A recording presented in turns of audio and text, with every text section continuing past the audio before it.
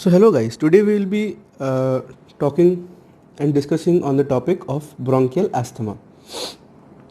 So as I have written some important points regarding bronchial asthma, what we should write. And now what is bronchial asthma? Now, bronchial asthma is actually hyperresponsiveness of the bronchial smooth muscles. Okay, so the tracheobronchial smooth muscles actually becomes hyperresponsive, and this results in narrowing of the air tubes, and mucosal plugging and mucosal edema, and all these things are also related with this, and ultimately all this leads to less of oxygen getting inside the lungs and leads to bronchial asthma. Now, earlier we used to think that it is only about the hyperresponsiveness of the smooth muscles, but later we find out that there is also relative inflammation in those areas of the airways. So now, in case of bronchial asthma, uh, it is actually of two types. So one is extrinsic and one is intrinsic. Okay, now intrinsic is what? Intrinsic, which is actually it is actually occurring inside the body by its own mechanisms. Okay, now extrinsic is something which is coming from outside and causing the problem. So now in case of extrinsic, it may be due to external agents. Okay, maybe due to some irritants. Now this extrinsic state is less prone to status asthmaticus. Okay, status asthmaticus. But this intrinsic state, now this intrinsic bronchial asthma, it is more prone to status asthmaticus. Okay, so these are the things which we should understand. Now this and again, this extrinsic bronchial asthma occurs in episodes. Okay, it doesn't continue for a long time, so we don't need any prophylactic therapy for this. But in case of intrinsic, it actually occurs for perennial duration, and we require some prophylactic therapies for it. Okay. So hence there are some differentiation in drugs which we would supply or give in case of extrinsic and in case of intrinsic. So in extrinsic we actually use these sympathomimetics or beta 2 agonists. Okay, so that helps in the episodes where the asthma attacks occur. Now, okay, now regarding the another thing, so the inflammation part. So now by understanding this inflammation part which occurs in bronchial asthma, now we would be able to differentiate bronchial asthma from COPD. Okay, so now what is COPD? It is chronic obstructive pulmonary disorder. Now what happens in COPD and what is the difference between a COPD and bronchial asthma? Now in both the conditions we know that like breath taking becomes difficult, and like oxygen perfusion is less. So now how these two are different, we will discuss it right now. So now the inflammation in bronchial asthma, now as we know that inflammation is caused by the inflammatory cells. So what are the inflammatory cells in the bronchial asthma? So the inflammatory cells in bronchial asthma are basically mast cells. There is lymphocytes and eosinophils. Okay, so these are the basically inflammatory cells in bronchial asthma. Now these cells have some effects, but in case of COPD, the cells of the inflammation are totally different. Now these are neutrophils. Then again we have macrophages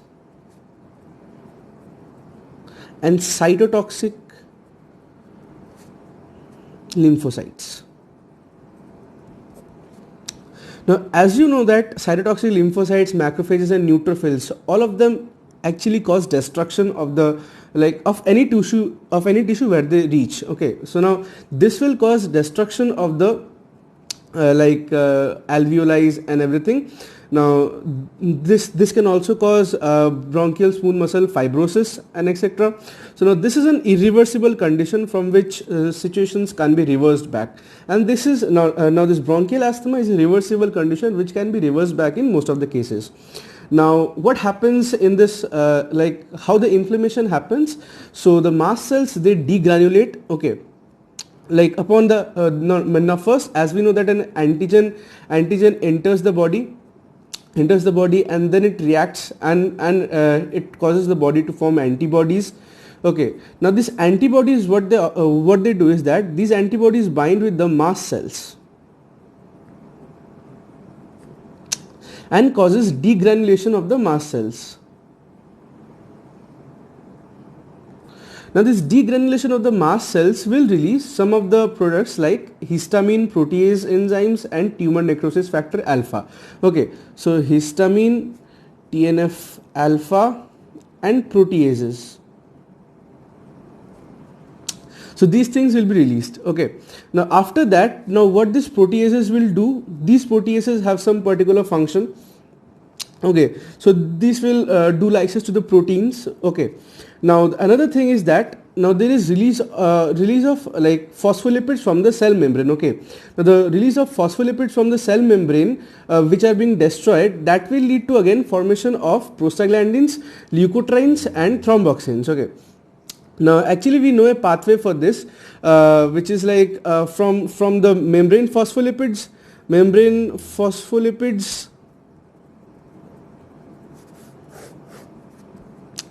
it forms arachidonic acid. Then it has two pathways to go through. One is the lipooxygenase pathway, 5-lipoxygenase pathway, and one is the cyclooxygenase pathway. Now from the cyclooxygenase pathway, it actually forms two things. One is the thromboxanes, the prostaglandins. Now prostaglandins and thromboxanes are formed. And from the 5-lipoxygenase pathway, there is formation of leukotrienes. Okay, so these are the things which are formed. Now these leukotrienes, prostaglandins and thromboxanes, what they will do, they will initiate inflammation. Okay, now for that inflammation occurs, and any inflammation in the airway will cause an obstruction for the airway and will ultimately lead to bronchial asthma, as well as there is hyperresponsiveness of the bronchial smooth muscles in bronchial asthma. Now here we studied what are the basic differences between bronchial asthma, the inflammatory cells which are different in case of COPD and in case of bronchial asthma. So these things we have studied. And another thing is that we studied is that COPD is irreversible case and bronchial asthma is mostly reversible. Okay, now we would come on to the treatment approaches for bronchial asthma. So now treatment approaches can be of many things. Okay, and now as I promised you that I will bring some mnemonics. So in this case also, like the treatment approaches which can be there, I have got some mnemonics for that. So now the first thing is that first treatment approach is preventive. It's like what when we are prone to have some disease, we actually try to prevent it. Okay, so how can we prevent some disease? Now we can prevent this bronchial asthma, as we know that it also occurs via these allergens which come from outside and they cause like inflammation inside our airways. So we can be preventive from that, like we can wear mask and something so that those allergens do not reach our airways. So this is kind of preventive method. So these doesn't require any drug, as you already know. Now the main curative treatment approaches are categorized into some following topics, now which I have made a mnemonic of. So the very simple mnemonic for that is AC man AC. Okay, so AC man AC, as I have written over here. So now what does this A mean? A is antibody, which is IgE. Okay, so IgE antibody is being produced in these kinds of circumstances. Now as I said that the allergen has some antigens, okay, and those antigens induce our body to form antibodies. So the antibodies in this case are IgE type. Okay, now this IgE type of antibodies are produced. Now if this IgE type of antibodies will stay in the blood, then those will react with the mast cells and will lead to degranulation of the mast cells. So we don't require that too, as because degranulation of the mast cells will release some of the inflammatory factors which will cause inflammation. So for that we need to reduce the amount of IgE which is being produced. So the amount of IgE is produced is not in our hand, but we can neutralize the IgE which is being produced from our body. Now how can we do that? Now there is a drug, okay, which we can use to for this neutralization thing.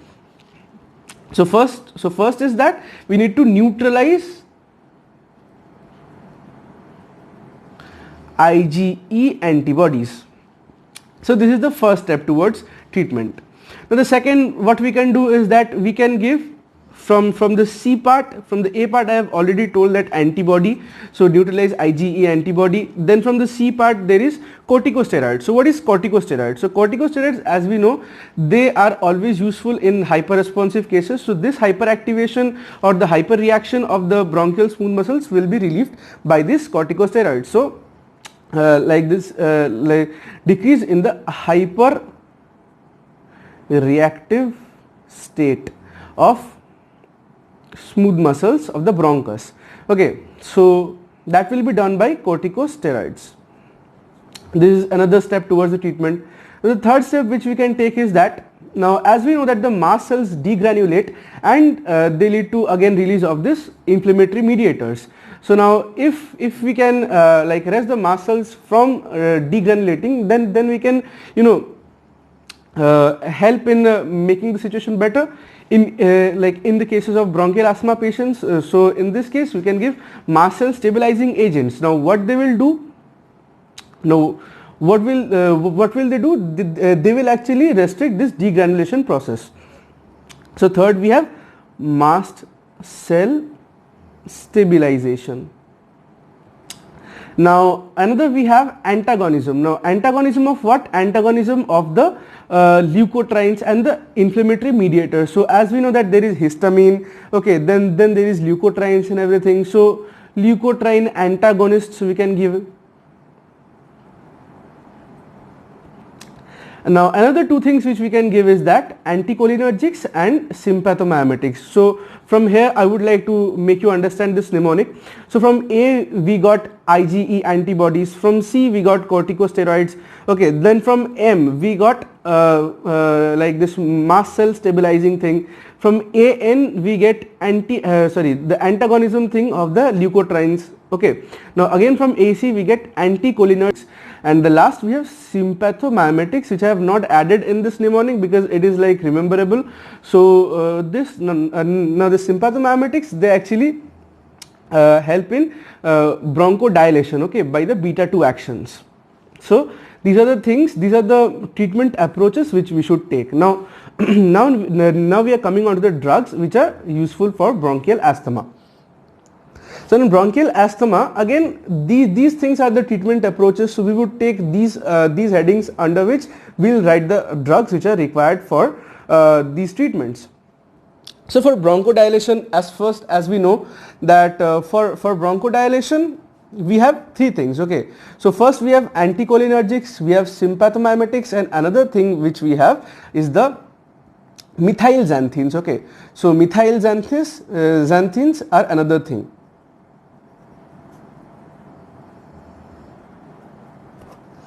So these are an important thing for this bronchodilation. So first we can write as sympathomimetics, then we can write as methyl xanthines, and lastly we would write as this anticholinergics, okay. So some drugs related to that, as we know, like from the earlier chapter or from the earlier video which we have already done. If you haven't seen it, then please see it. It is about the alpha antagonists. So now in that we have studied about this mnemonic of BIST SF, BIST SF. So this is actually the like mnemonic of sympathomimetics which actually cause bronchodilation, okay. So in this, if we break down this, then from B comes bambuterol,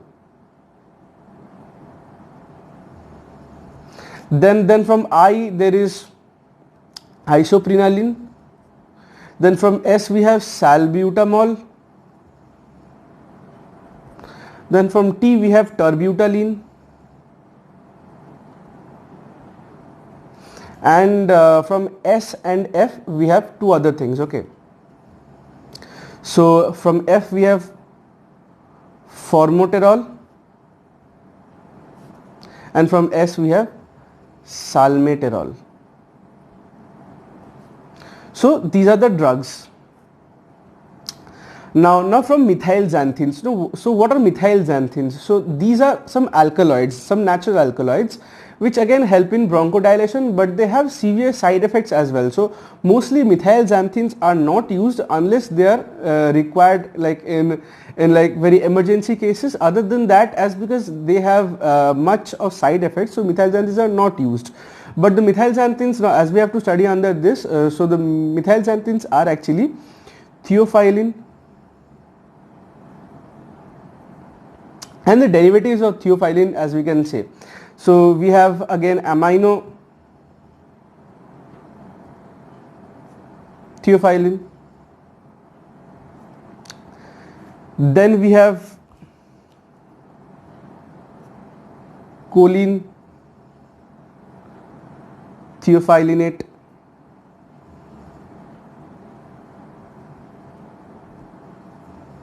doxophylline.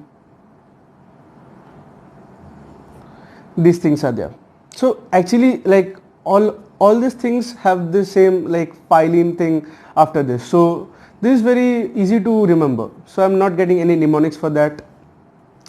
And the anticholinergics. Now anticholinergics are also really easy to remember. These are ipratropium bromide and tiotropium bromide.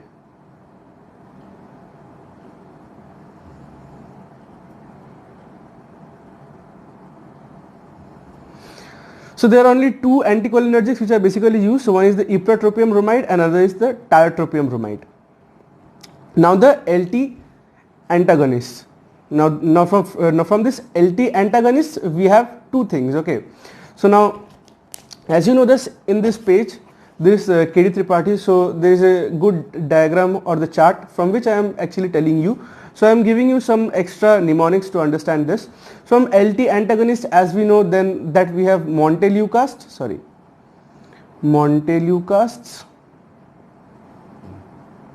and Zafirleucast. These two words are also really easy to remember. Then we have mast cell stabilizer. So in this we have sodium chromoglycate and another we have ketotifen. So sodium chromoglycate, as I think, is really easy to remember. Now this ketotifen might not be that easy. So this you can remember as like keto and tiffin. So we also know that tiffin. So we eat tiffin. Okay. So tiffin we eat. So if we don't eat tiffin, then it can lead to ketoacidosis. So from there, like we can remember it as keto and tiffin. So ketotifen. Okay. The spelling is little different, so don't get confused into that. Just look it carefully, so you'll be able to write it. Now coming on to the corticosteroids. So corticosteroids are again of two types. One is systemic and one is inhalational. So now systemic is again they are given in some severe cases. Okay, like in chronic cases or in case of COPD. Okay, so in these cases we give these systemic corticosteroids. Otherwise we generally use this inhalational corticosteroids in mild cases. So again systemic corticosteroids are two only. So this is the hydrocortisone and the other one is prednisolone. This two is also really easy to remember, so I am not getting into any mnemonics for these. Now coming on to the inhalational corticosteroids. So this has a big list, so I have done a mnemonic for that. If you guys can understand from this, it would be really good. So I am writing mnemonic over here only. Okay. So the mnemonic is bad BD, boyfriend F, C, and you will add a P over this. Okay. So now bad boyfriend, and this is slang which I don't want to say. You guys can understand it already. Now we would add a P to this. Okay. So now what would that mean into? So this BD comes to beclomethazone dipropionate. Okay, so I'll write it on over here. Beclomethazone zone dipropionate. See, it's given over here. So I'm just making you see this because my handwriting over there is not that much of like you may not be able to read it. So I'm just making you understand it from here. So now the BF. So this B is for budesonide. Okay, budesonide. So how to remember this?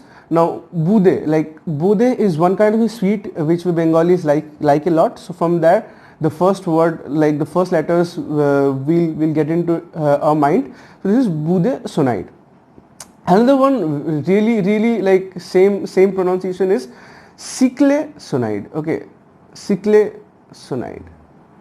Again sonide, these are same. So you write that. So this C comes from this C. Okay. So this B, this C is done. Now there is F remaining and FP. Okay. So this FP again comes to fluticasone propionate. Now as we know that there is beclomethasone dipropionate, from here only again a similar sounding word is fluticasone propionate. So this is one thing. Now another one is this flunisolide. Okay, flunisolide. So for this F we have this flunisolide.